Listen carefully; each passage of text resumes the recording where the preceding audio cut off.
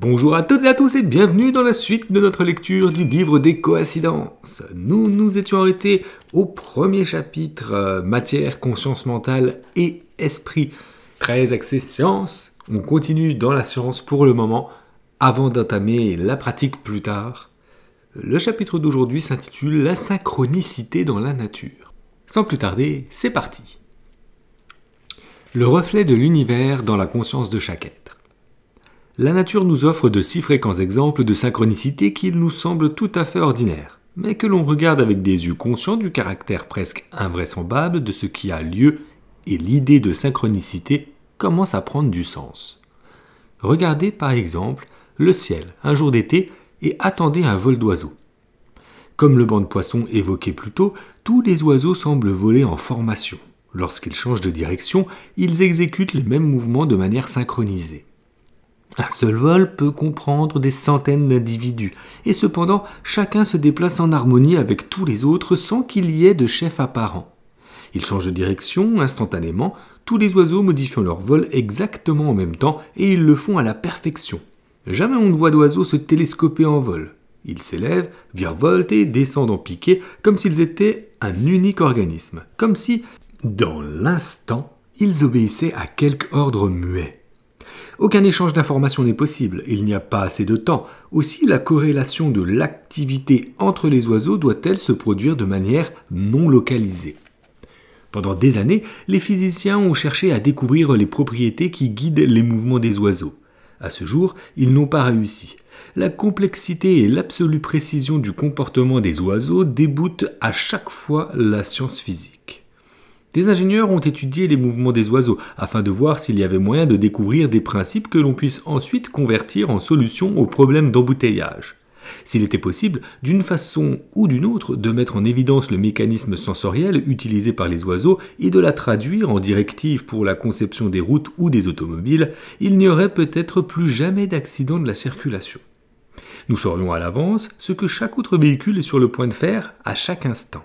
Cependant, ce projet n'aboutira jamais parce qu'il n'existe aucune analogie qui puisse être transposable au monde mécanique.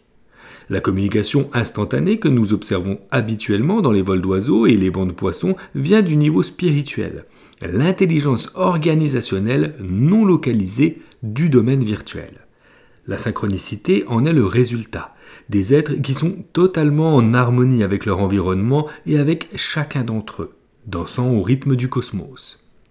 Bien que les oiseaux et les poissons offrent l'illustration la plus frappante de la synchronicité dans la nature, ce phénomène a autant d'exemples qu'il y a de créatures sur Terre. Toutes les créatures sociales témoignent de la communication non localisée et des études poussées ont été menées avec des insectes et des animaux vivants en troupeau, montrant que leurs réactions à la menace sont immédiates et plus rapides que ce que des méthodes de communication normales pourraient expliquer. Le scientifique Rupert Sheldrake a effectué de fascinantes recherches sur ce qui semble être des cas de communication non localisée entre des chiens et leurs compagnons humains. Les humains et les chiens peuvent forger des liens très forts, et Sheldrake a étudié des cas dans lesquels les chiens semblent connaître le moment où leur maître rentrera à la maison. Entre 10 minutes et 2 heures avant l'arrivée de son propriétaire, le chien s'assied près de la porte d'entrée et attend comme s'il anticipait son retour. Les sceptiques rétorquent que ce n'est qu'une question d'habitude, que le propriétaire du chien rentre chez lui chaque jour à une heure précise, ou que le chien peut entendre la voiture ou sentir l'odeur de son maître à des kilomètres. Mais ces chiens sont capables de prédire l'arrivée de leur propriétaire, même lorsqu'il ou elle revient à une heure inattendue, ou avec une voiture différente, ou à pied, ou même s'il vent souffle dans la direction opposée de sorte qu'il est impossible que son odeur parvienne à la maison. Cela ne se produit pas avec tous les chiens ou tous les propriétaires de chiens, mais lorsque cela arrive, c'est un phénomène très puissant. Plus surprenant encore, Sheldrake a démontré que des chiens peuvent deviner les intentions. Disons que le propriétaire d'un chien passe 2 semaines de vacances à Paris pendant que le chien est chez lui, à Londres. Si le propriétaire change subitement son programme et décide de rentrer une semaine plus tôt, le chien montre les mêmes signes d'anticipation une semaine plus tôt. Dès que le propriétaire pense « c'est le moment de rentrer », le chien quitte l'endroit où il dormait et s'installe près de la porte d'entrée, remuant la queue, attendant l'arrivée de son maître. Afin de s'assurer que ces observations n'étaient pas de simples projections de la part des propriétaires de chiens, les études ont exploré la manière dont les chiens réagissaient aux intentions de leur maître de rentrer chez eux. On installa des caméras vidéo dans les maisons orientées sur les endroits où le chien avait des chances de se trouver, sa couche, la porte d'entrée, la cuisine. Le propriétaire sortait sans la moindre idée du lieu où il se rendait ni de l'heure de son retour. Ces points étaient laissés à l'appréciation des scientifiques. Ce n'est que lorsqu'il avait pris place dans sa voiture qu'il apprenait où il devait aller.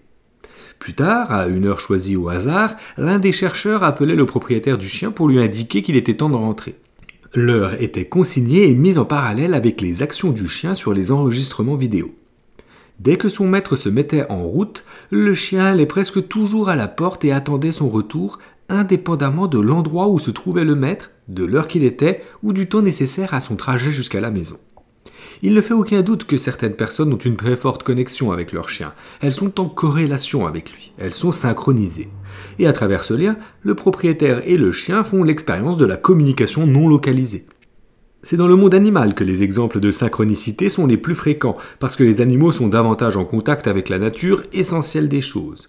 Nous autres, humains, perdons notre sens de la connexion au milieu d'un tourbillon de soucis, payer le loyer, choisir quelle voiture acheter, ou un million d'autres distractions. Dès que nous développons un ego, une sensation d'un « je » qui est différent de toutes les autres personnes, ces liens sont obscurcis.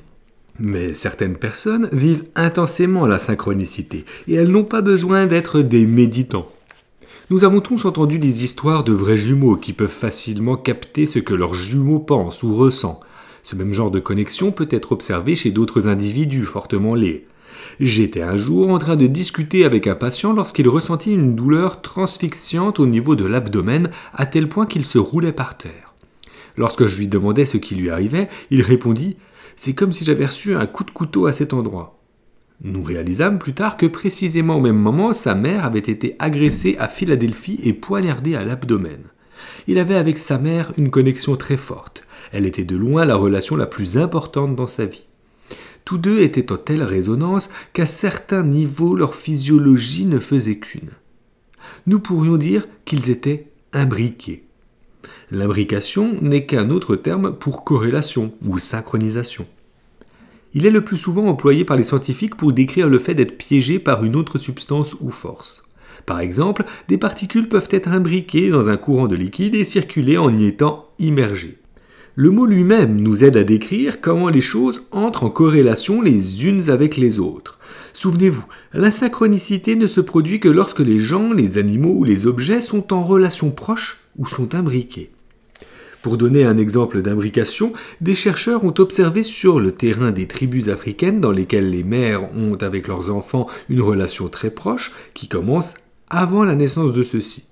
Au moment de la conception, la mère choisit un nom puis compose une chanson pour son bébé. Elle chante sa chanson au bébé dans son ventre durant toute sa grossesse. À la naissance de l'enfant, tous les voisins viennent et eux aussi chantent la chanson pour lui. Plus tard, lors de chaque événement important, ils chanteront cette chanson. À l'occasion des anniversaires, de l'initiation, lorsque le bébé devient un enfant, durant les rites de la puberté, aux fiançailles et au mariage. La chanson devient l'ancrage du lien originel entre la mère et le bébé et se prolonge même au-delà de la mort quand elle est chantée aux funérailles de la personne. C'est une des manières dont l'enfant est imbriqué dans le monde de la mère et de la tribu. Cela crée une connexion si intime que si le bébé se trouve quelque part dans la brousse et qu'il éprouve quelque inconfort alors que sa mère est au champ, celle-ci vivra le même inconfort dans son corps, simultanément, d'une manière toute semblable à ce qui était arrivé à mon patient. Les méditants que j'ai décrits dans le chapitre précédent se connaissaient et s'appréciaient déjà avant l'expérience, mais ils furent encore plus imbriqués par la méditation. C'est une chose d'être lié socialement, d'être mari et femme, frères et sœurs, mais pour que la communication non localisée se produise, il doit aussi avoir une connexion plus profonde. Ainsi formulé, établir ce type de connexion doit sembler terriblement difficile. Mais nous sommes constamment en contact avec l'intelligence non localisée. Le fait même que notre corps existe est totalement dépendant de la communication non localisée. Comment une chose aussi réelle et substantielle que notre corps peut-elle dépendre de la communication virtuelle ? Considérez que le corps humain est constitué d'approximativement 100 billions de cellules, c'est-à-dire d'environ 1000 cellules pour chaque étoile brillante de la Voie lactée. Seules 50 réplications sont nécessaires à partir d'un ovule, une seule cellule fécondée, pour produire ces 100 000 milliards de cellules. La seconde réplication donne 4 cellules, la troisième en produit 16, et ainsi de suite. À la 50e réplication, vous avez 100 000 milliards de cellules dans votre corps, et c'est là que s'arrête la réplication.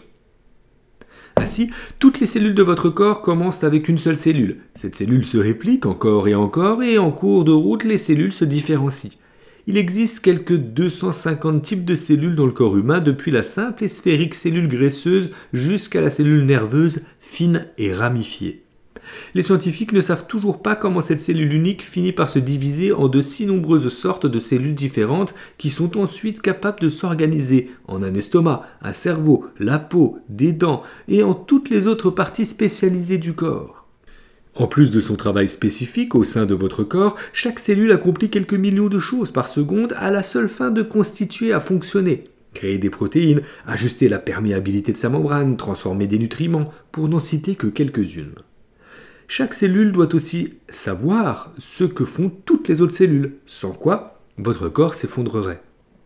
Le corps humain ne peut fonctionner que s'il opère de la manière synchronisée, et tout cela ne peut avoir lieu que grâce à une corrélation non localisée.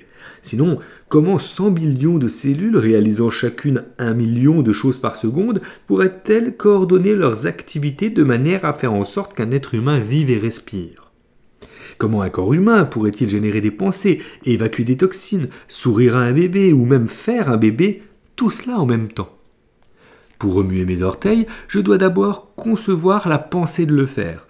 La pensée active mon cortex cérébral qui envoie ensuite une impulsion nerveuse le long de ma moelle épinière jusqu'à mes jambes et fait bouger mes orteils. Cela, en soi, est miraculeux. D'où la pensée est-elle venue ? Avant la pensée, il n'y avait pas d'énergie, mais dès que j'ai eu la pensée et l'intention de remuer les orteils, cela a créé dans mon cerveau une tempête électromagnétique contrôlée qui s'est transmise au nerf, ce qui lui a fait émettre une certaine substance chimique. Alors, mes orteils ont remué. C'est là un phénomène très linéaire, mécanique et local, excepté pour la toute première partie, la pensée par laquelle tout a commencé. Comment la pensée a-t-elle tout d'abord créé l'électricité ? Les scientifiques comprennent les mécanismes du corps, potentiel d'action, neurotransmetteurs, contraction musculaire, tout cela. Mais personne ne peut montrer par une expérimentation d'où est venue la pensée. On ne peut voir la pensée, mais sans elle, nous serions paralysés. Pas de pensée, pas de mouvement d'orteil. On ne sait trop comment, votre conscience devient information et énergie. Où cela a-t-il donc lieu ? La réponse, c'est que la pensée prend sa source dans le domaine virtuel. Notre corps se comporte de manière synchronisée, tout le temps. Chaque fois que la plus petite perturbation se produit dans notre corps physique, l'organisme entier réagit. Supposez par exemple que vous n'avez rien mangé dans toute la journée, de sorte que votre glycémie commence à chuter. Immédiatement, toute une synchronicité d'événements se met à l'œuvre pour rétablir votre glycémie. Le pancréas sécrète le glucagon, hormone qui transforme le sucre stocké dans le foie en glucose, lequel devient immédiatement disponible pour les besoins énergétiques. De plus, les cellules graisseuses libèrent des acides gras et du glucose dans le flux sanguin et le système nerveux stimule les muscles squelettiques afin qu'ils relâchent leurs réserves de glucose. Toutes ces choses se passent instantanément. La production d'insuline baisse et votre rythme cardiaque s'accélère pour mobiliser de l'énergie. Près d'1 million de phénomènes vont se produire dans le corps dans l'intention de ramener ce taux de sucre à la normale. Et il ne s'agit là que d'une fonction parmi toutes celles qui se déroulent simultanément dans le corps tout entier. Tout cela ne peut être possible que par la communication non localisée, l'information corrélée plus rapidement que la vitesse de la lumière, au-delà des limitations de la physique ordinaire. Il a été suggéré que cette communication non localisée puisse être provoquée par la résonance de l'activité électrique de notre cœur.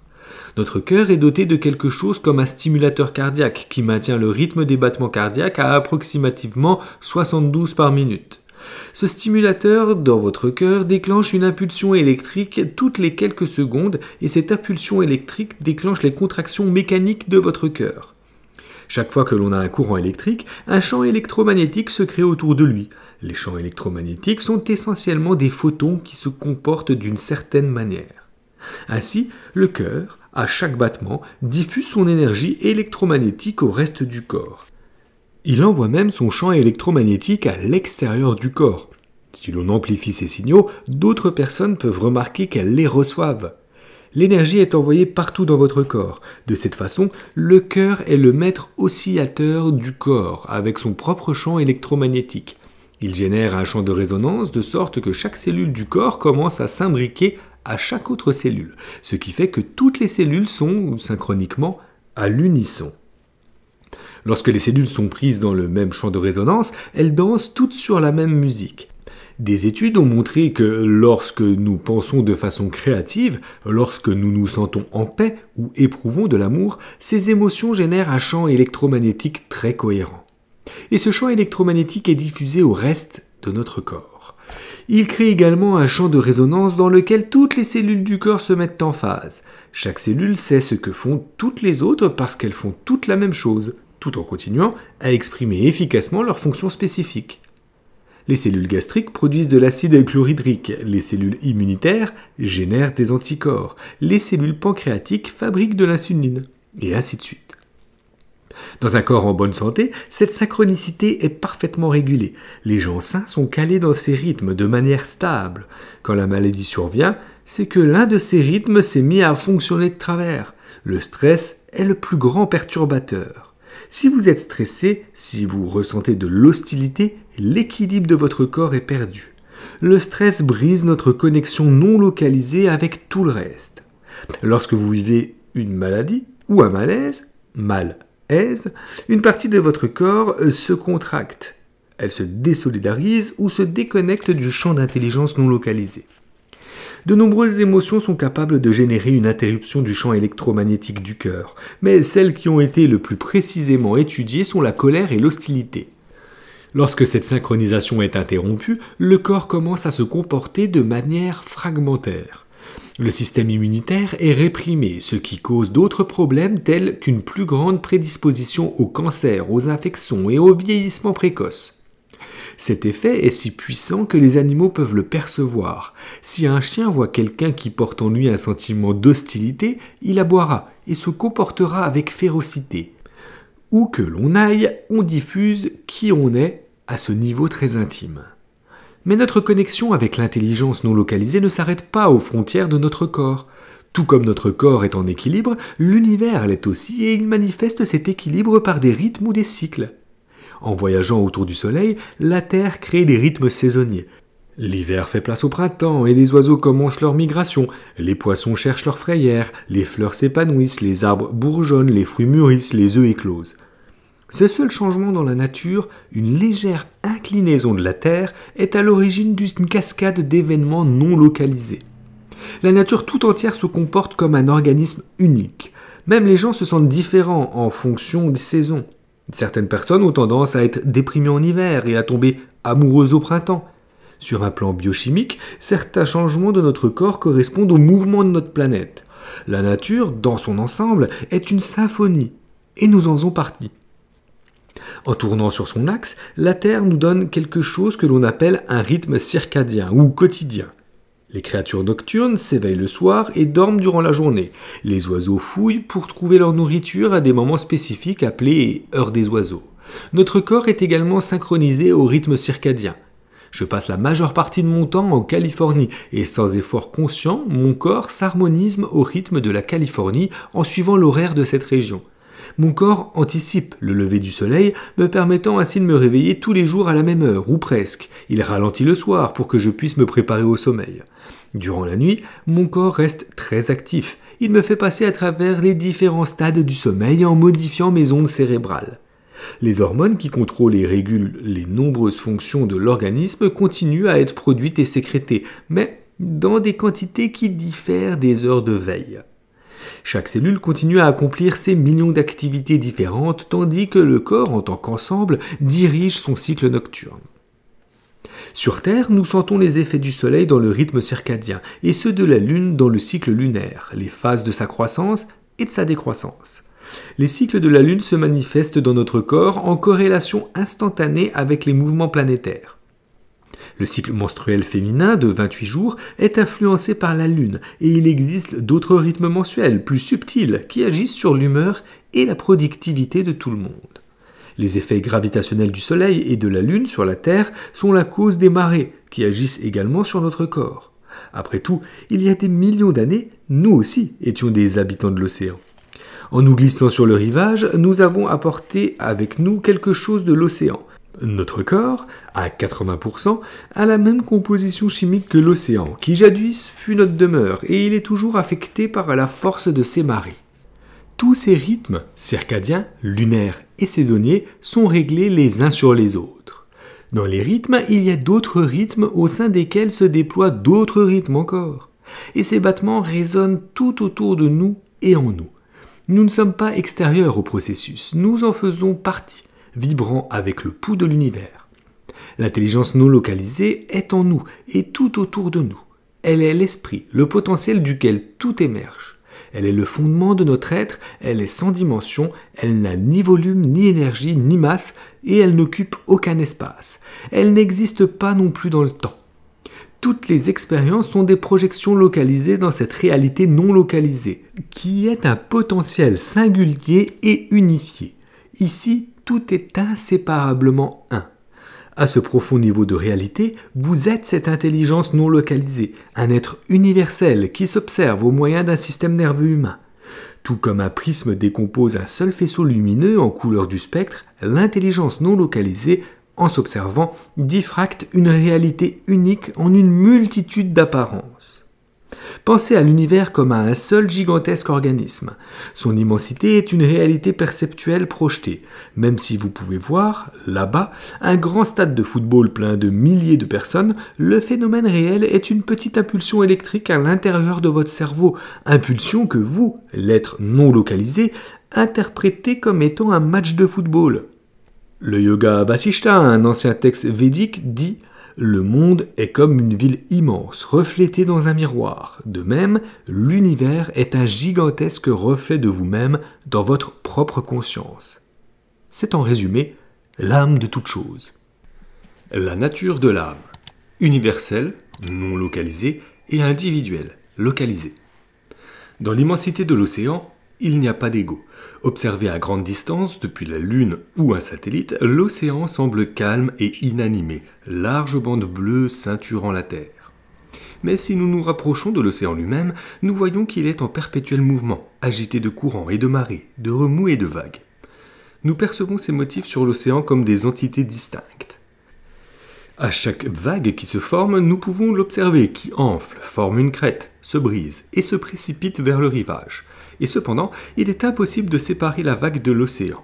Vous ne pouvez prendre un seau, recueillir une vague et la rapporter chez vous. Si vous photographiez une vague et revenez le lendemain, aucune autre n'en sera la copie exacte. L'océan nous offre une formidable analogie quand nous commençons à comprendre ce qu'est l'âme. Imaginez l'océan comme la réalité non localisée, le champ des infinies possibilités, le niveau virtuel d'existence qui synchronise tout. Chacun de nous est comme une vague dans l'océan. C'est de lui que nous venons à l'existence et il constitue le noyau même de qui nous sommes. Tout comme une vague prend une forme spécifique, nous adoptons, nous aussi, les motifs et les dessins de la réalité non localisée. Ce vaste, cet infini océan de possibilités est l'essence de toute chose dans le monde physique. L'océan représente le non localisé et la vague, le localisé. Les deux sont intimement connectés. Une fois établi, le fait que l'âme tire son origine du domaine non localisé ou virtuel, notre place dans l'univers devient remarquablement claire. Nous procédons à la fois du localisé et du non localisé, forme individuelle émergeant de l'intelligence non localisée, laquelle fait également partie de toute chose et de tout être. Nous pouvons donc nous représenter que l'âme a deux parties. L'âme non localisée, vaste et sans limite, existe au niveau virtuel ou au niveau de l'esprit. Elle est puissante, pure, et tout lui est possible. La partie localisée, personnelle de l'âme, existe au niveau quantique. C'est elle qui s'implante dans notre vie quotidienne et définit l'essence de qui nous sommes. Elle aussi est puissante, pure et omnipotente. Le même potentiel illimité de l'esprit infini réside pareillement dans chacun de nous. Notre âme personnelle, à laquelle nous pensons quand nous parlons de notre soi, est un affleurement de l'âme éternelle. Si nous pouvions apprendre à vivre au niveau de l'âme, nous verrions que la meilleure partie de nous-mêmes, la plus lumineuse, est reliée à tous les rythmes de l'univers. Nous nous reconnaîtrions véritablement comme les faiseurs de miracles que nous sommes capables d'être. Nous perdrions la peur, le regret et l'envie, la haine, l'anxiété et l'hésitation. Vivre au niveau de l'âme signifie plonger au-delà de l'ego, au-delà des limitations du mental qui nous attellent aux événements et aux résultats dans le monde physique. Dans l'immensité de l'océan, il n'y a pas de moi individuel qui réclame de l'attention. Il y a des vagues, des tourbillons et des marées, mais tout cela est, en fin de compte, l'océan. Nous sommes tous des figures de non-localisation qui font semblant d'être des gens. En fin de compte, tout est esprit. Et cependant, nous nous sentons tous individuellement distincts et séparés, n'est-ce pas ? Nos sens nous rassurent sur le fait que ce corps est réel et nous concevons nos propres pensées, toutes personnelles. Nous apprenons, tombons amoureux, avons des enfants et travaillons à notre propre carrière. Comment se fait-il que nous ne sentions pas ce vaste océan qui bouillonne en nous ? Pourquoi avons-nous l'impression que notre vie est si limitée ? Tout cela nous ramène aux 3 niveaux d'existence. Au niveau physique, dans ce que nous appelons le monde réel, l'âme est l'observateur au milieu de l'observation. Chaque fois que l'on observe quelque chose, 3 éléments sont appliqués. Le premier, qui se situe dans le monde physique, est l'objet de notre observation. Le second, qui a lieu au niveau de l'esprit, est le processus de l'observation. Le troisième élément de l'observation est l'observateur lui-même que nous appelons l'âme. Considérons un exemple simple des 3 éléments de l'observation. Tout d'abord, un animal à fourrure, quadrupède, devient l'objet de votre observation. Deuxièmement, vos yeux perçoivent l'image visuelle de l'objet et transmettent le signal à votre conscience mentale qui donne de l'objet l'interprétation suivante. C'est un chien. Mais qui observe le chien ? Si vous orientez votre attention vers l'intérieur, vous devenez conscient d'une présence en vous. Cette présence est votre âme, l'extension de l'immense intelligence non localisée qui affleure en vous. Ainsi, la conscience mentale est impliquée dans le processus de connaître, mais l'âme est ce qui connaît. Cette présence, cette conscience, ce connaissant, cette âme est non sujette au changement. C'est le point de référence immobile et immuable au milieu du décor sans cesse changeant du monde physique. Nous avons tous une âme, mais parce que nous observons tous à partir d'un lieu et d'un ensemble d'expériences différents, nous n'observons pas les mêmes choses tout à fait de la même manière. Les variations dans ce que nous observons sont basées sur les interprétations de notre conscience mentale. Si par exemple vous et moi devions observer un chien, nous aurions chacun des pensées différentes. Je pourrais le voir comme un animal féroce et m'en effrayer. Vous pourriez voir dans le même chien un compagnon bienveillant. Notre conscience mentale interprète l'observation différemment. Quand je vois un chien, je pars en courant. Quand vous voyez un chien, vous sifflez et jouez avec lui. L'interprétation se produit au niveau de la conscience mentale, mais c'est notre âme individuelle qui est conditionnée par l'expérience et à travers le souvenir de l'expérience passée, l'âme influence nos choix et nos interprétations de la vie. Ces minuscules noyaux ou graines de mémoire construisent l'âme individuelle au cours d'une vie, et cette combinaison de mémoire et d'imagination basée sur l'expérience est appelée karma. Le karma s'accumule dans la partie personnelle de l'âme, l'onde au centre de notre être, et lui donne sa coloration. Cette âme personnelle gouverne la conscience et joue le rôle de gabarit pour le type de personne que chacun de nous se révélera être. De plus, les actions que nous accomplissons peuvent affecter cette âme personnelle et modifier notre karma, pour le meilleur ou pour le pire. La partie universelle non localisée de l'âme n'est pas touchée par nos actions. Elle est connectée à l'esprit qui est pur et immuable. En fait, la définition de l'éveil ou l'illumination est la reconnaissance que je suis un être infini qui voit et qui est vu, qui observe et est observé d'un point de vue particulier et localisé. Quoi que nous soyons d'autres, et indépendamment du gâchis que nous avons pu faire de notre vie, il nous est toujours possible de nous brancher sur la partie universelle de l'âme, le champ infini de pur potentiel, et de changer le cours de notre destinée. C'est cela, la synchrodestinée, le fait de profiter de cette connexion entre l'âme personnelle et l'âme universelle afin d'influencer notre vie. C'est ainsi que les graines de mémoire formées par l'expérience, notre karma contribue à déterminer qui nous sommes. Mais l'individualité de notre âme personnelle est modelée par d'autres facteurs que notre seul karma. Nos relations jouent également un rôle important dans la construction de l'âme. Pour comprendre cela, examinons de plus près les différents aspects de notre existence. Lorsque nous réfléchissons à ce qu'est notre corps physique, nous découvrons que nous sommes véritablement une collection de molécules recyclées. Les cellules de notre corps sont générées, meurent et sont remplacées de nombreuses fois au cours de notre vie. Nous sommes constamment en train de nous refaire. Afin de se régénérer, notre corps convertit la nourriture que nous absorbons en constituants élémentaires de la vie. La Terre elle-même fournit les nutriments dont nous avons besoin pour nous renouveler, et quand nous nous défaisons de certaines cellules, celles-ci retournent à la Terre. Nous pouvons dire alors que nous transformons sans cesse notre corps physique en recyclant de la terre. Considérons maintenant nos émotions. Les émotions ne sont que de l'énergie recyclée. Elles ne prennent pas leur source en nous. Elles vont et viennent en fonction des situations, des circonstances, des relations et des événements. Le 11 septembre 2001, date du désastre du World Trade Center, la peur et la terreur étaient des émotions répandues, déclenchées par des événements de cette journée. Ces émotions puissantes se sont prolongées durant des mois. Les émotions ne naissent jamais isolément. Elles surviennent toujours du fait de certaines interactions avec l'environnement. En l'absence de circonstances ou de relations, il n'y a pas d'émotion. Ainsi, même si j'entre dans une violente colère, ce n'est pas véritablement ma colère. C'est la colère qui s'est installée en moi l'espace d'un moment. Pensez à la dernière fois que vous vous êtes trouvé entouré de personnes qui vivaient toutes des émotions semblables. Une foule en colère, des personnes en deuil, à un enterrement, ou les supporters d'une équipe de football en train de gagner. Une telle émotion est si puissante lorsqu'elle est exprimée par tant de gens en même temps qu'il est presque impossible de ne pas se laisser prendre par elle. Dans ces situations, ce n'est pas votre colère, tristesse ou jubilation. Chaque émotion est dépendante du contexte, des circonstances et des relations qui définissent votre réalité à l'instant présent. Et qu'en est-il des pensées ? Eh bien, nos pensées sont de l'information recyclée. Chacune de nos pensées appartient en fait à une base de données collective. Il y a une centaine d'années, il aurait été impossible de dire « je vais à Disneyland avec Delta Airlines ». L'idée même de ces choses n'existait nulle part dans le monde. Je n'aurais donc pas pu la concevoir. Il n'y avait pas de Disneyland, pas de Delta Airlines et encore moins de compagnies d'aviation commerciale.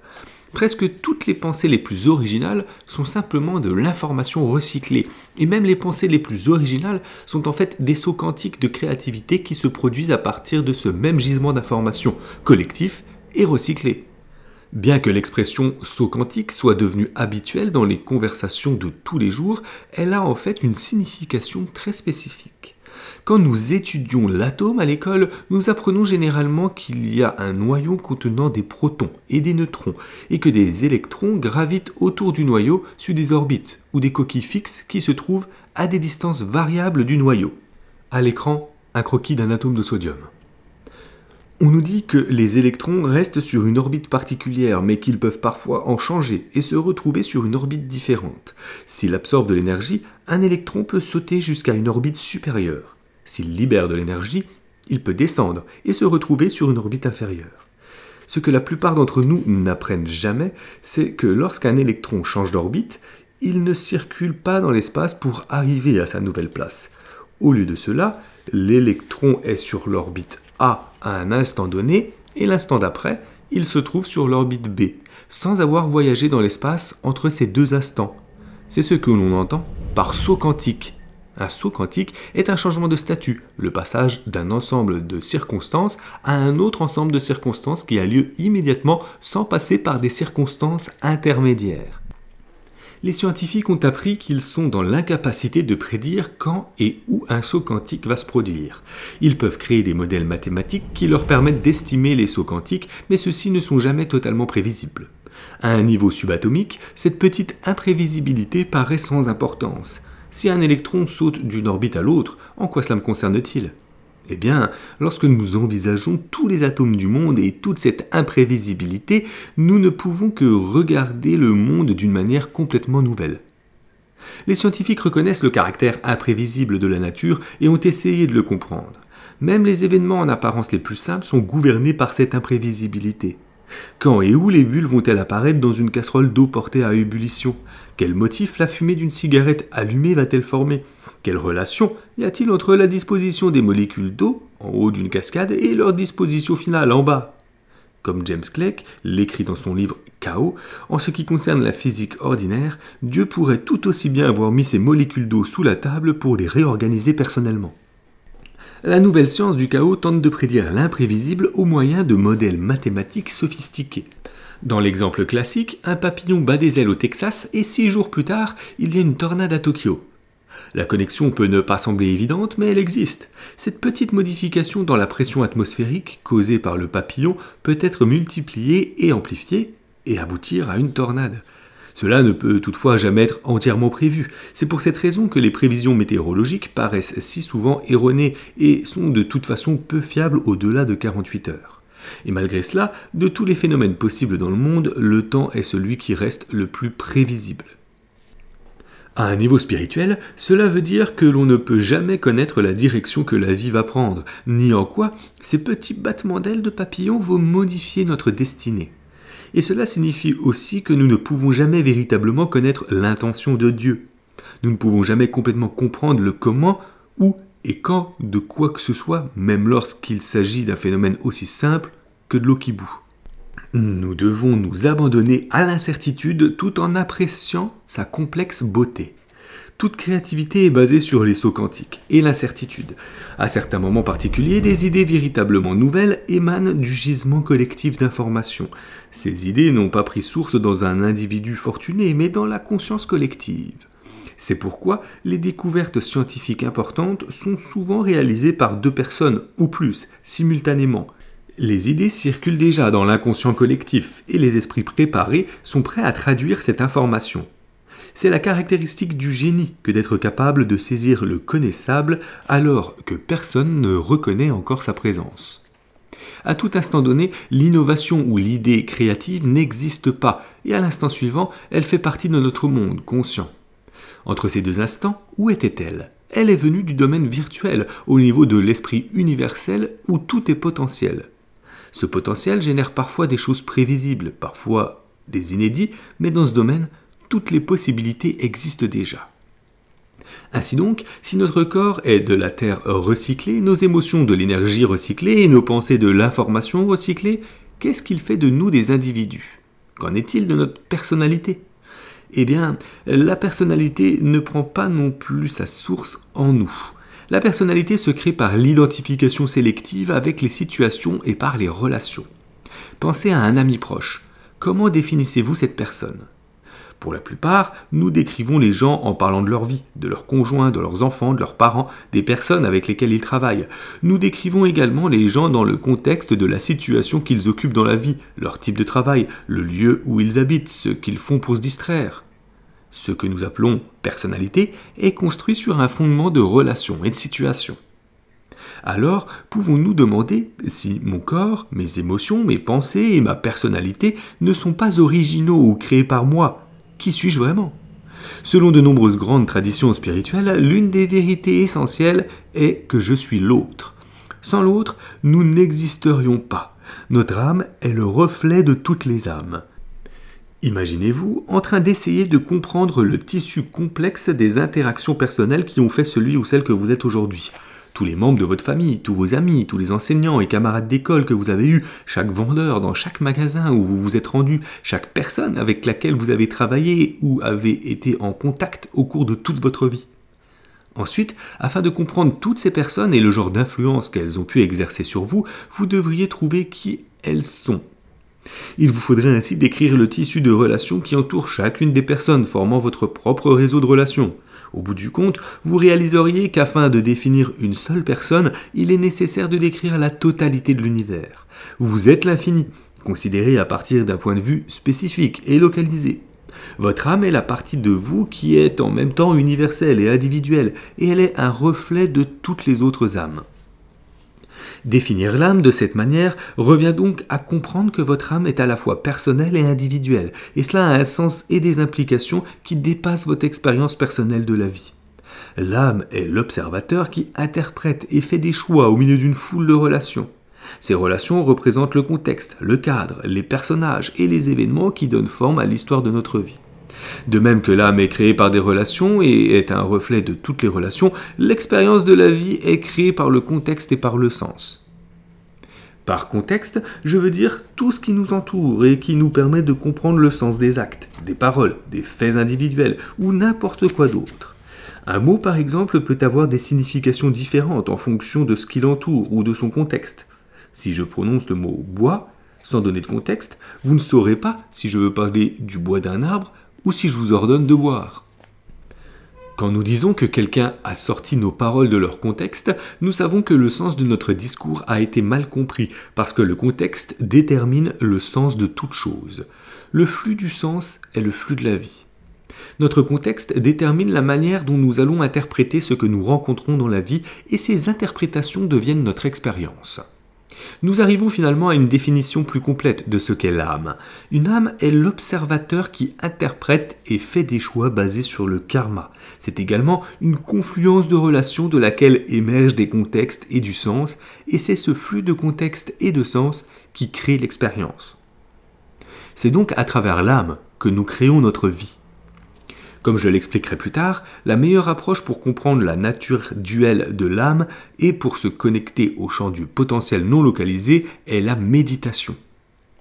La méditation nous permet d'atteindre le niveau de l'âme en nous glissant au-delà de l'enchevêtrement des pensées et des émotions qui maintiennent généralement notre attention fixée sur le monde physique.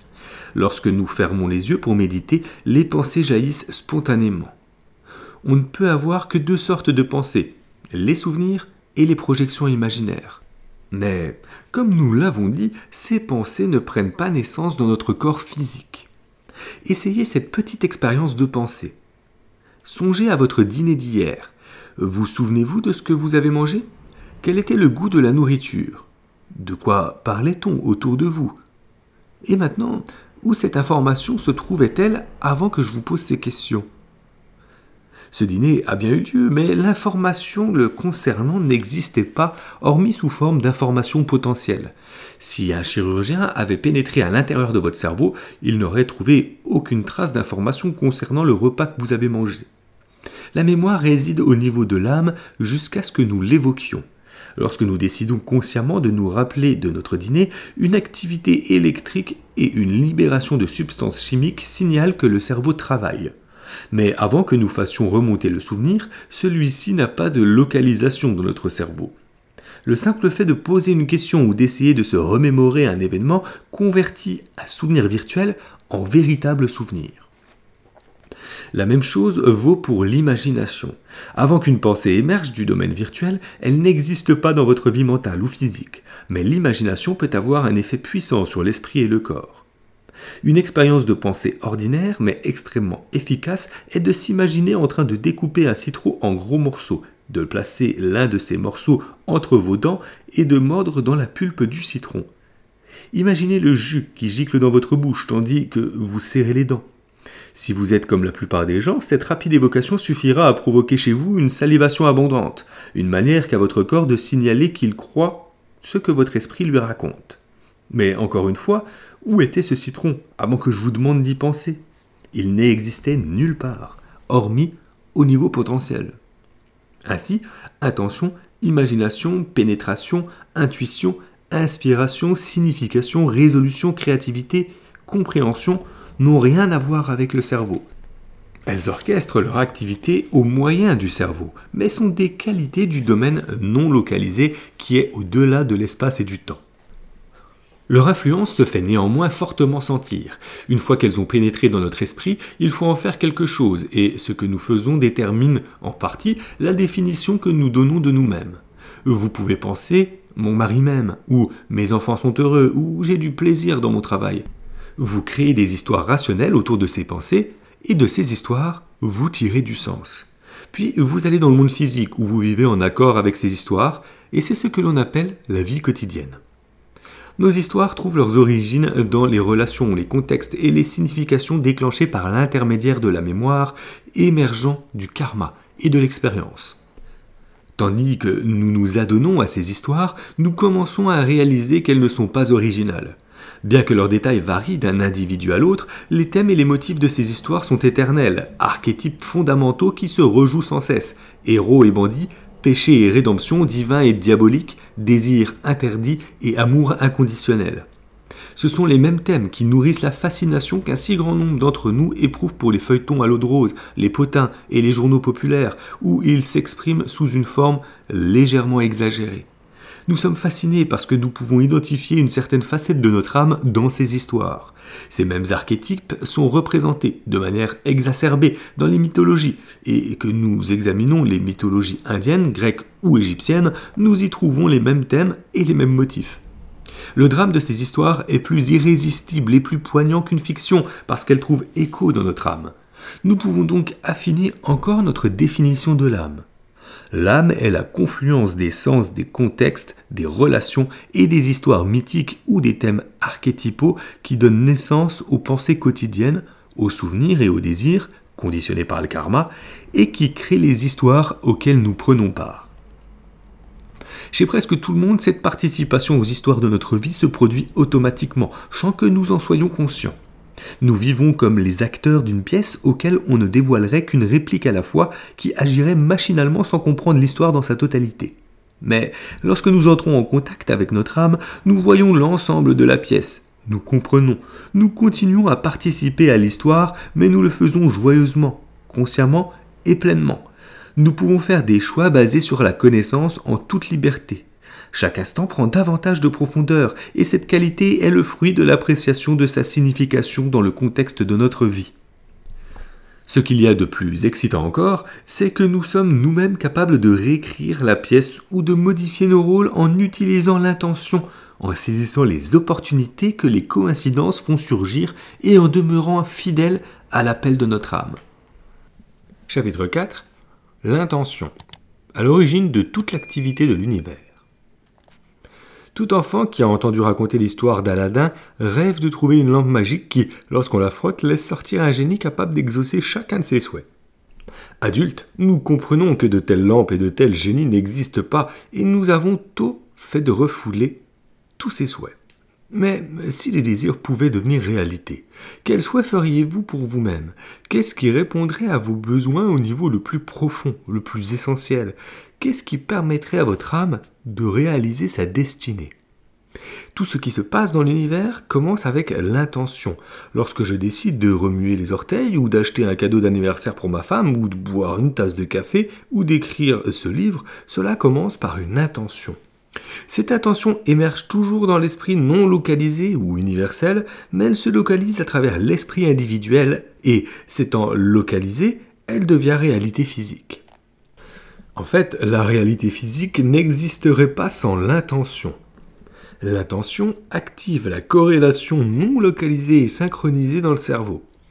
Chaque fois qu'il y a cognition ou perception de la réalité physique, des régions non contiguës du cerveau montrent une résonance en phase et en fréquence des types de décharge de leurs neurones individuels dans différentes parties du cerveau. C'est là une synchronisation non localisée autour d'une fréquence de 40 Hz. Cette action conjuguée et synchrone est nécessaire à la cognition. Sans elle, on ne verrait pas une personne comme une personne, une maison comme une maison, un arbre comme un arbre, ou un visage sur une photographie comme un visage. On n'observerait que des taches noires et blanches, des lignes éparpillées, des zones d'ombre et de lumière. En fait, les objets de notre perception ne s'inscrivent dans le cerveau que sous forme de signaux électromagnétiques de type marche-arrêt.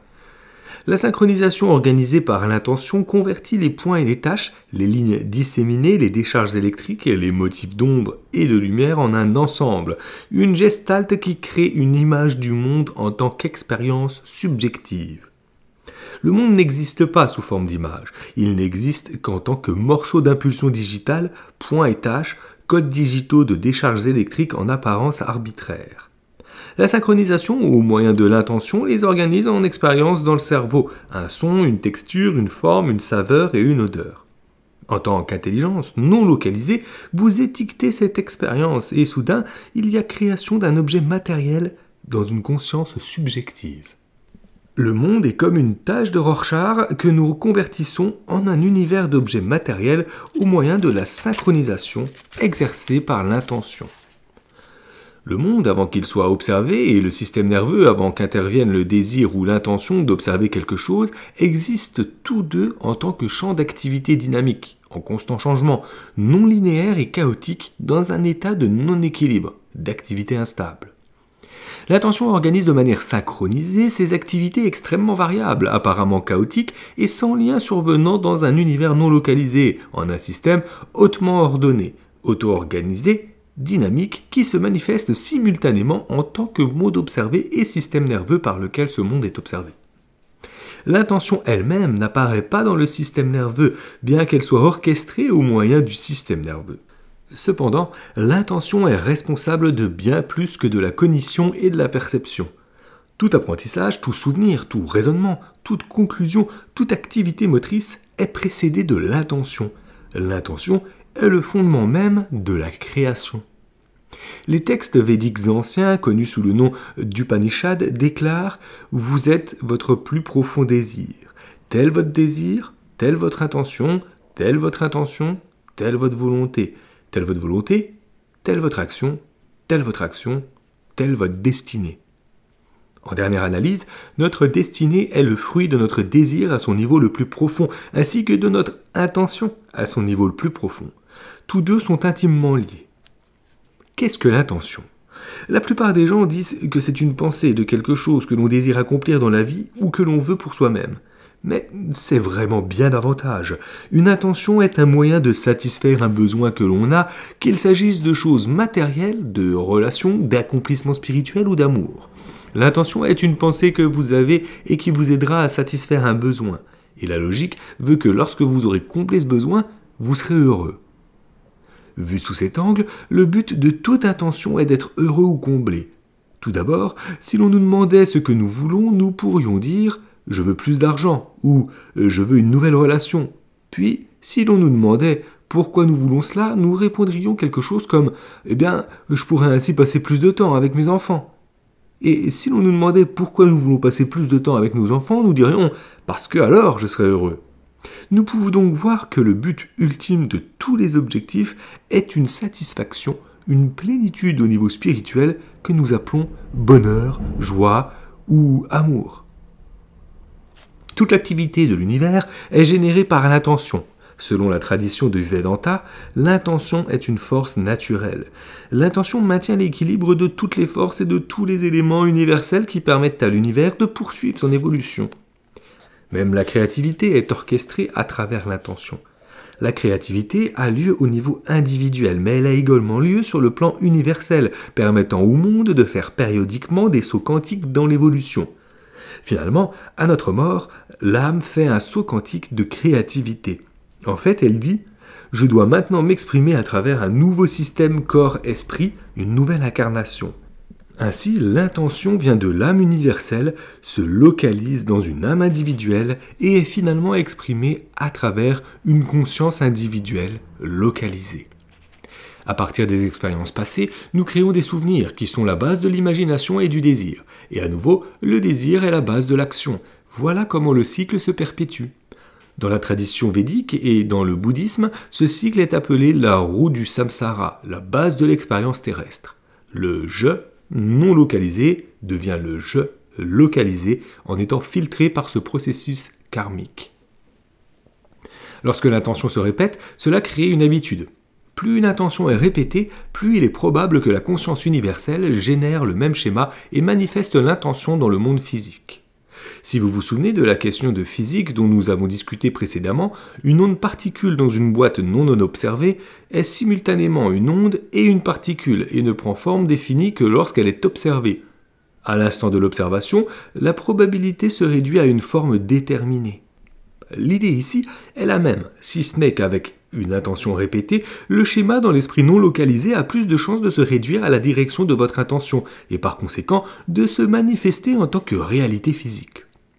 Cela crée l'illusion de ce qui est facile et de ce qui est difficile, de ce qui est possible et de ce qui ne l'est pas.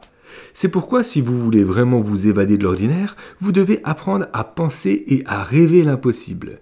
Ce n'est qu'avec des pensées répétées que l'impossible peut être rendu possible, au moyen de l'intention de l'esprit non localisé. L'esprit non localisé en vous est le même que l'esprit non localisé en moi, ou, en fait, dans un rhinocéros, une girafe, un oiseau ou un ver de terre. Même un rocher contient l'intelligence non localisée. Cet esprit non localisé, cette pure conscience, est ce qui nous donne la sensation d'un « je ». Le « je » qui dit « je suis Christophe », le « je » qui dit « je suis un oiseau », le « je » qui dit « qui vous êtes » ou « qui vous croyez être ». Cette conscience universelle est le seul « je » qui soit. Mais ce « je » unique, universel, se différencie. Il prend la forme d'un nombre quasiment infini d'observateurs et d'observés, de sujets qui voient et de choses vues, de formes organiques et inorganiques. Tous les êtres et les objets qui constituent le monde physique. Cette habitude qu'a la conscience universelle de se différencier en conscience particulière est antérieure à l'interprétation.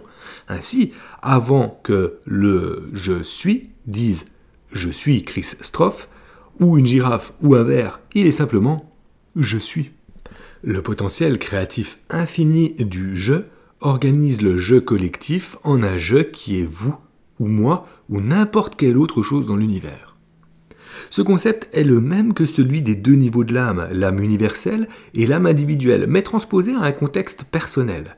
En tant qu'êtres humains, nous avons l'habitude de penser à nous-mêmes comme à un « je » sans remarquer ni apprécier le « je » plus grand, le « je » universel, qui est aussi appelé l'âme universelle. L'usage du mot « je » est surtout un point de référence habile que nous utilisons pour localiser notre point de vue unique au sein de l'âme universelle.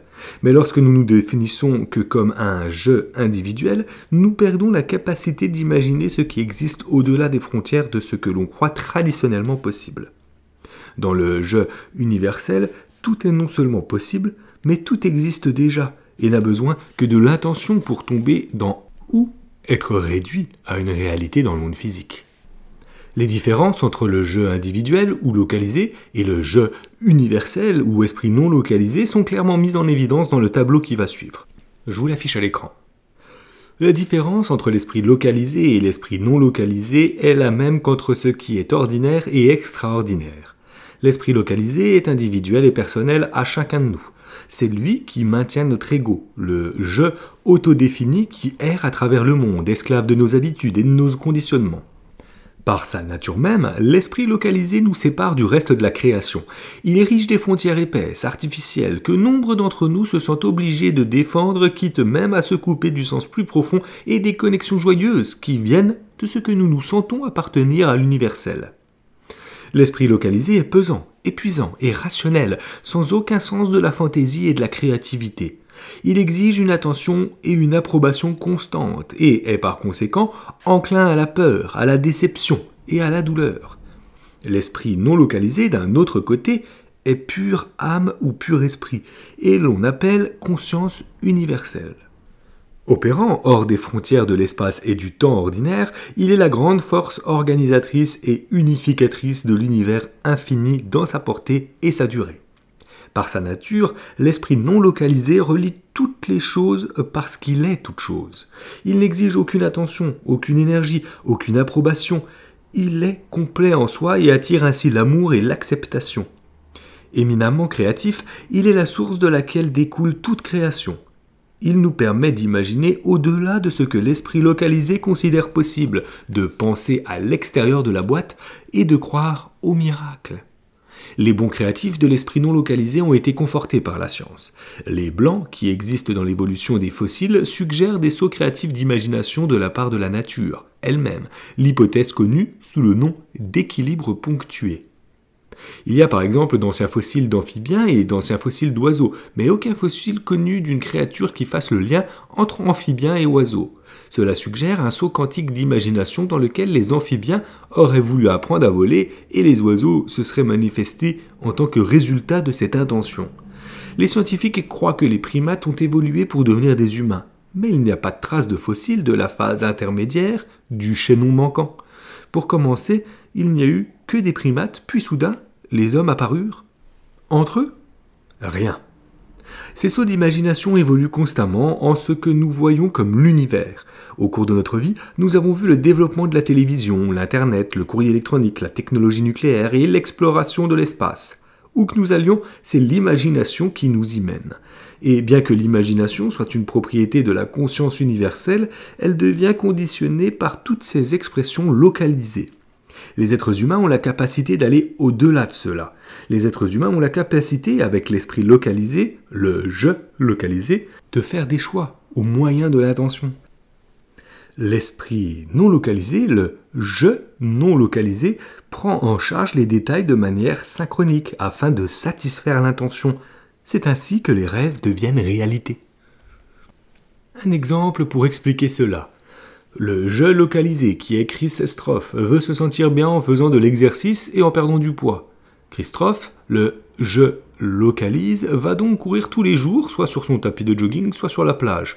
Le « je » non localisé en Christophe rend cela possible en faisant en sorte que le corps de Chris Estroff puisse accomplir de nombreuses fonctions simultanément. Le cœur doit battre plus vite et pomper plus de sang. Les tissus doivent consommer plus d'oxygène, les poumons respirer plus vite et plus profondément, et le sucre, qui est le carburant du système, doit être rapidement consumé en gaz carbonique et en eau pour que de l'énergie puisse être produite. Si les réserves de combustible baissent, de l'insuline doit être sécrétée pour que le glycogène stocké dans le foie puisse être utilisé comme combustible.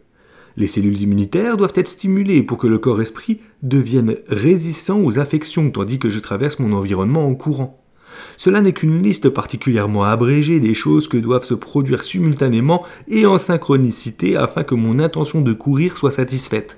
En fait, des milliards d'activités doivent avoir lieu de manière non localisée simultanément pour que Christophe puisse prendre du plaisir à courir.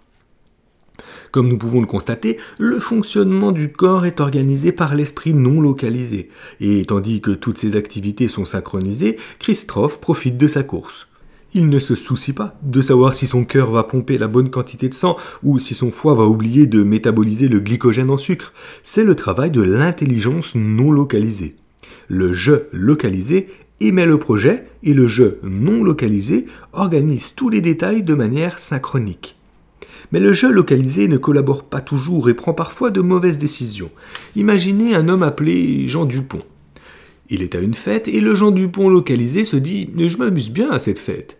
Il sirote un peu de champagne, perd sa timidité et se fait de nouveaux amis. Le Jean Dupont non localisé s'amuse également à cette fête, il établit des liens et jouit de l'instant.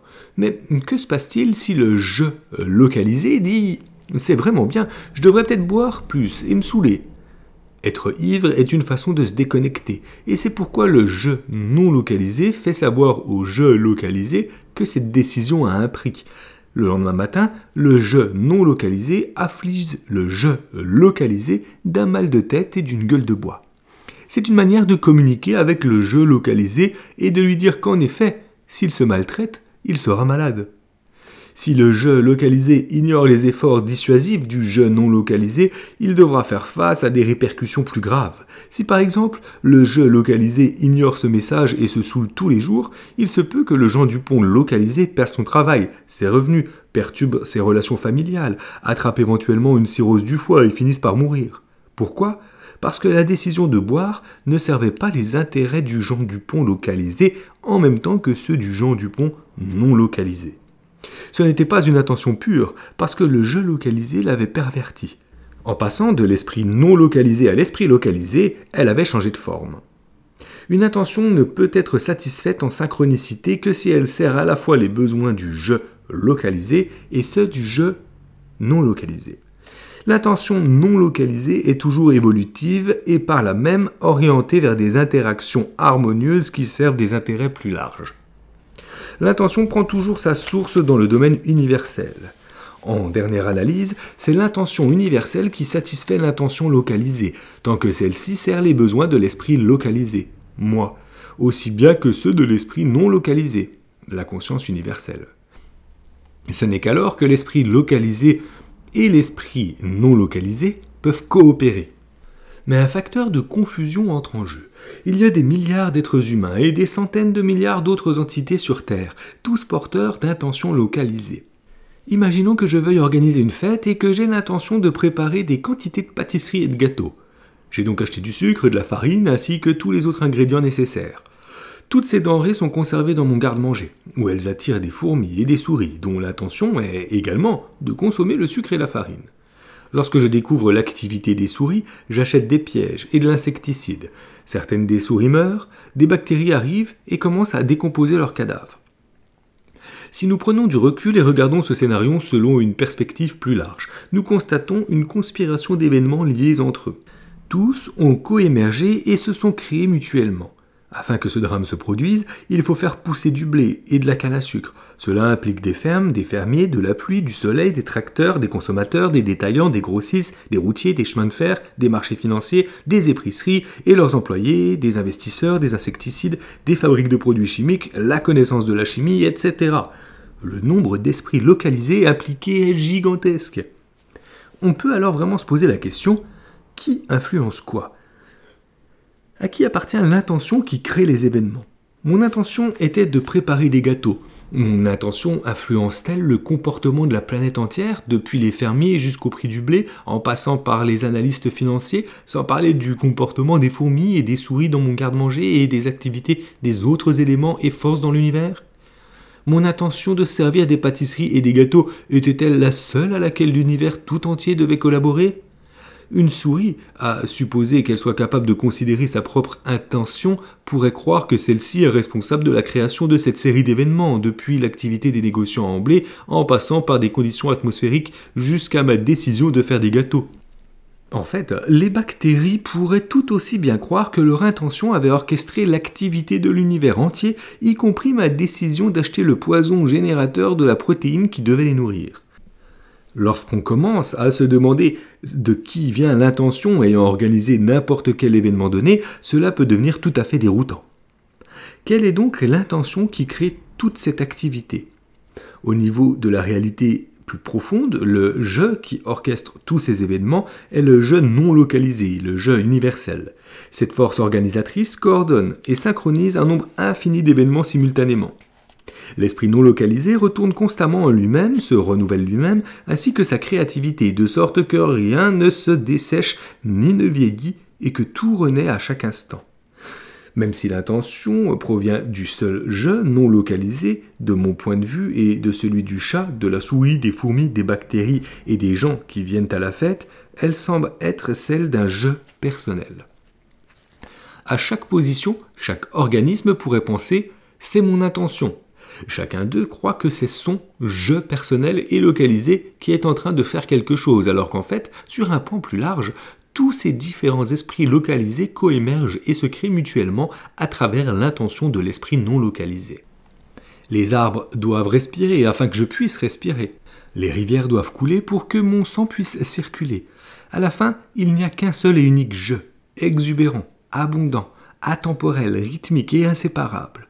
Toute séparation est illusion. Le « je » localisé ne se réalise lui-même en tant que « je » non localisé que lorsque les deux se connectent. On commence alors à sentir qu'il n'y a qu'un seul « je » universel, et lorsqu'on se connecte, on commence à expérimenter la confiance, l'amour, le pardon, la gratitude, la compassion, l'abandon, le non-faire. C'est ainsi que fonctionne la prière. Le grand poète Lord Alfred Tennyson a dit un jour « La prière engendre plus de choses que ce monde ne peut en rêver ». Mais ce n'est pas la prière au moyen d'une intention artificielle ou forcée, c'est la finesse, le sens de l'instant, l'abandon, la gratitude, la confiance, l'amour et la compassion qui permettent au « je » localisé d'expérimenter et de devenir le « je » non localisé. Nous sommes si attachés à notre « je » localisé, individuel et personnel, que nous sommes aveugles à la splendeur de ce qui demeure derrière lui. L'ignorance est de la conscience contractée. Afin de remarquer une chose, il faut en ignorer une autre. C'est ainsi que le non localisé devient localisé. Lorsque je prête attention à quelque chose, j'ignore tous les autres éléments qui l'entourent et qui, néanmoins, contribuent à son existence et par conséquent en font partie. Lorsque le « je », qui est mon ego, observe, il n'observe que le particulier et ignore l'universel. Mais lorsque c'est le « je » esprit qui regarde, il voit le flux de l'univers qui rend possible le particulier. C'est cette interconnexion, cette inséparabilité qui fait que la vie est non seulement possible, mais miraculeuse. Le monde, océan intriqué de relations réciproques, se différencie en vagues individuelles qui se séparent en gouttes écumantes, étincelant comme des diamants, se reflétant mutuellement l'espace d'un instant avant de plonger à nouveau dans les profondeurs de l'océan. Il n'y a qu'un moment éternel, un amour, un esprit ou une conscience éternelle qui, constamment, devient à la fois le spectateur et le paysage contemplé. Nous sommes ces gouttes cristallines, chacun de nous est magnifique et unique, l'espace d'un instant, chacun est une partie de l'autre, le reflète. Nous sommes tous issus de l'amour, de l'esprit ou de la conscience éternelle, nous sommes une imagination du je universel. Alors que l'interprétation, la mémoire et l'habitude créent l'illusion de la familiarité ou de l'uniformité, l'illusion de notre continuité minute après minute, d'infinies possibilités existent au plus profond de nous, qui n'ont besoin que de l'intention pour devenir réalité. L'intention orchestre un nombre infini de possibilités. Peut-être vous interrogez-vous sur le type idéal d'intention. Que demanderiez-vous si votre intention pouvait se réaliser à l'instant même? Si votre intention n'est qu'un souhait personnel et ne vise qu'une gratification personnelle, il se peut que le je localisé et le je non localisé soient déphasés. Combien de fois avez-vous entendu des gens dire qu'ils voudraient tant gagner au loto? Une telle chose peut arriver, mais seulement si la réalisation de ce souhait sert aussi bien vous-même qu'un plus vaste dessein. Vous pouvez vous dire « je veux gagner au loto » pour pouvoir m'acheter une nouvelle BMW. Cette intention même sert de nombreuses personnes, vous, le fabricant de voitures, ses employés, les investisseurs et l'économie. Cependant, elle n'est pas aussi puissante que l'intention d'une personne comme Mère Teresa, parce que son désir de récolter de l'argent était le résultat d'un désir d'apporter aux autres un sentiment de contentement, de donner et de recevoir à un niveau plus profond, de servir la grande chaîne de la vie. Lorsque l'intention de l'esprit non localisé est relayée par l'esprit localisé, elle est plus complète et donc plus efficace. Pour chaque intention, nous pourrions nous demander en quoi cela serait-il utile à moi-même et à chaque personne avec laquelle j'entrerai en contact.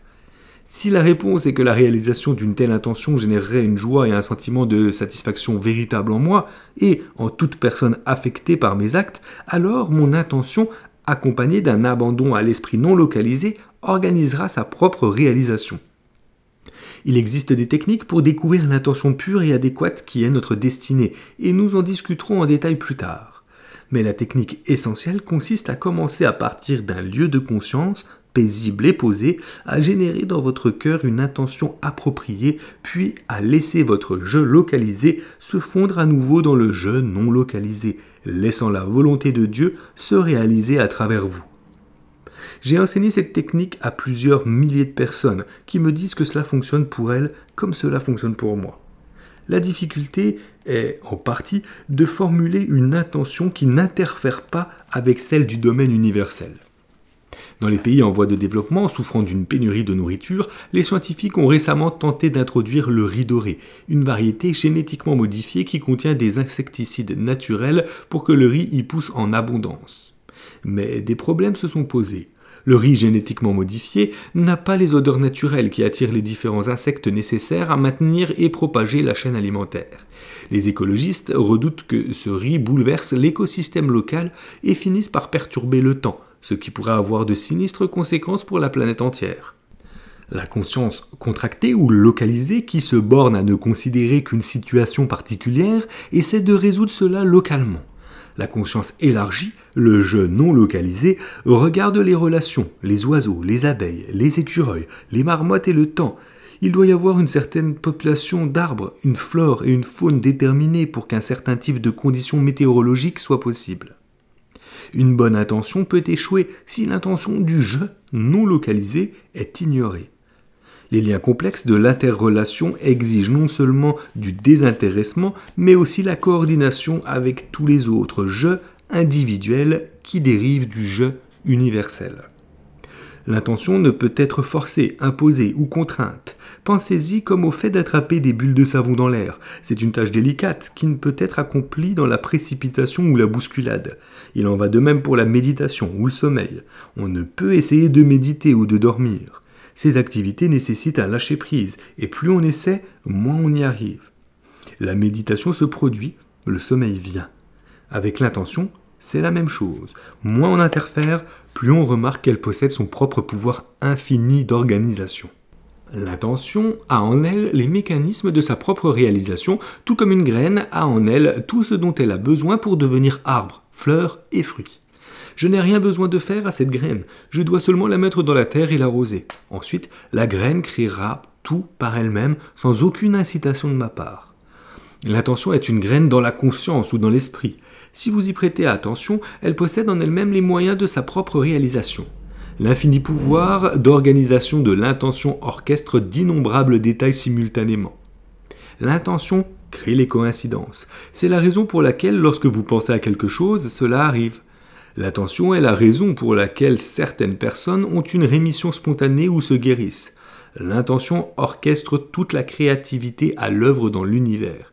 Et nous autres, êtres humains, sommes capables de générer des changements positifs dans notre vie au moyen de l'intention. Pourquoi perdons-nous cette disposition ? L'aptitude est perdue lorsque l'image de soi éclipse le soi, lorsque nous sacrifions notre soi véritable en faveur de l'ego. La réalisation que je suis séparé de vous commence à se produire vers 2 ou 3 ans.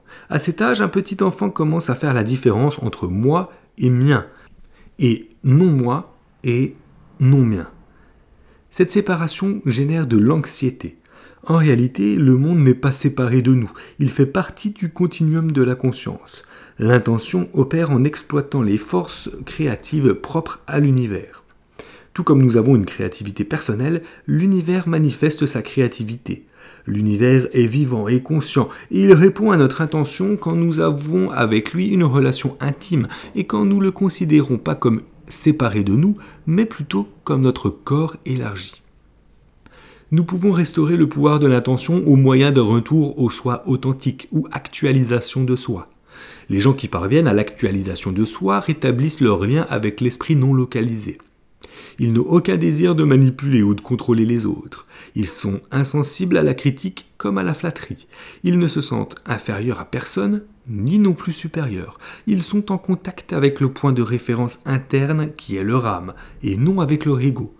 L'anxiété n'est plus un problème parce qu'elle provient du besoin de l'ego de se protéger. Et cette anxiété est ce qui interfère avec la spontanéité de l'intention. L'intention est le mécanisme à travers lequel l'esprit se transforme en réalité matérielle. Une spiritualité mature demande la sobriété de la conscience.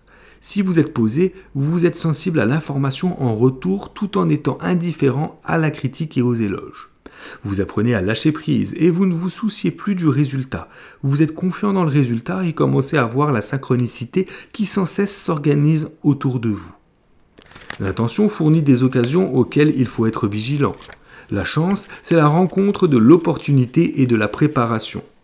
L'intention vous offrira certes des opportunités, mais il vous faudra tout de même agir lorsque celles-ci se manifesteront. Chaque fois que vous agissez, faites-le avec l'attitude que ce n'est pas vous qui accomplissez l'action. Considérez que vos actions sont vraiment celles de l'intelligence non localisée, l'esprit organisationnel universel, et agissez en conséquence. Vous remarquerez progressivement une grande diminution de l'anxiété. Vous serez également moins attaché aux résultats. Le stress est une forme d'anxiété. Si vous êtes stressé, vous ne pouvez même pas commencer à penser à la synchronicité. La synchronicité est un moyen d'entrer en contact avec Dieu. C'est une voie pour trouver un sens et un but dans votre vie. C'est un moyen de faire l'expérience de l'amour et de la compassion, de se connecter à l'intelligence non localisée de l'univers. Si mon attention est focalisée sur des situations génératrices de stress, il est alors difficile d'accéder à la synchronicité. Pour y parvenir, il faut avoir une attitude d'abandon envers le domaine universel qui est beaucoup plus grandiose que tout ce que l'on peut imaginer. L'abandon demande un effort de foi, un saut dans l'inconnu que vous pouvez soutenir à l'aide de votre dialogue intérieur en disant « Les choses ne vont pas selon mes désirs, je lâche l'idée que je me fais à propos de ce qu'elles devraient être. Ma conscience de ce qu'est moi et mien doit s'élargir. » Si vous faites un tel effort de foi, vous serez grandement récompensé. Si vous vous retrouvez en train de vous faire du souci à propos des factures du mois prochain, il sera approprié de vous rappeler que votre intention est non seulement de satisfaire vos besoins, mais également d'envoyer vos enfants à l'école et d'apporter votre contribution à la communauté. Tout le monde veut satisfaire ses besoins dans la vie. Néanmoins, le fait d'avoir clairement exprimé votre intention de les satisfaire les emmène jusqu'à l'esprit infini et revient à dire « Je mets tout ceci entre tes mains. Je ne vais pas me ronger le sang à ce propos parce que toi, l'intelligence non localisée qui réside en moi, tu vas en prendre soin. » Les grands artistes, les musiciens de jazz, les écrivains et les scientifiques disent qu'ils doivent transcender leur identité individuelle lorsqu'ils créent. J'ai travaillé avec de très nombreux musiciens et d'auteurs-compositeurs et je n'en ai jamais rencontré un seul qui pense à ses royalties en écrivant une chanson. Une nouvelle chanson ou un nouveau morceau de musique implique le lâcher-prise et l'incubation dans le domaine non localisé avant de laisser la musique ou la chanson venir à soi. Tout processus créatif dépend d'une phase d'incubation et d'accueil. La synchronisation est un processus créatif. Dans ce cas, cependant, l'esprit créatif est le cosmos lui-même.